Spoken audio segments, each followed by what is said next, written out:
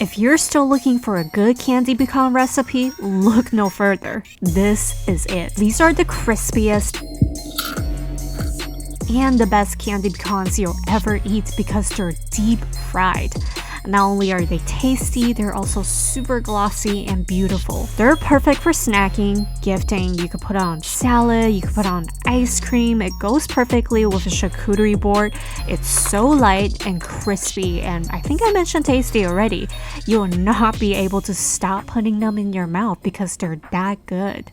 To make them, you only need 3 ingredients: sugar, water, and pecans. These are raw pecan halves. You can use any other nut you want as long as they're raw.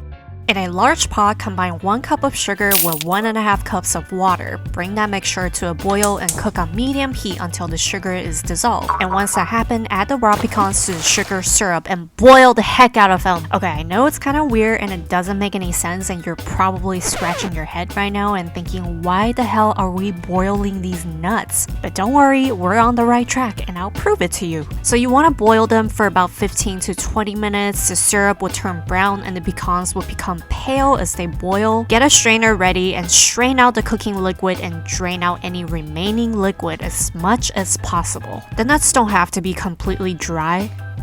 Wait, what are we talking about here? Alright, candy nuts.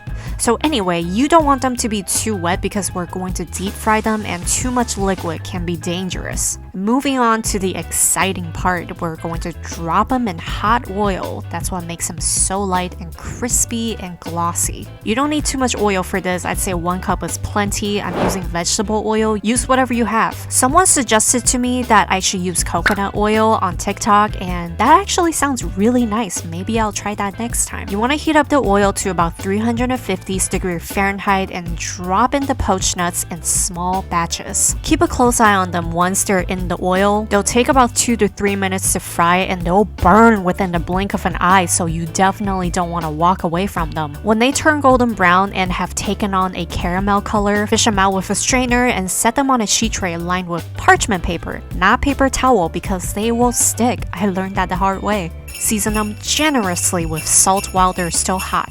I happen to have a ton of cinnamon sugar on hand, so I sprinkled them on the nuts as well, and oh, they turn out so well. If you have some turbinado sugar, that would be really good too. Let them cool completely before you dig in. So good. That's basically it. Alright guys, I hope you enjoyed that one, and we'll see you back in the kitchen next time.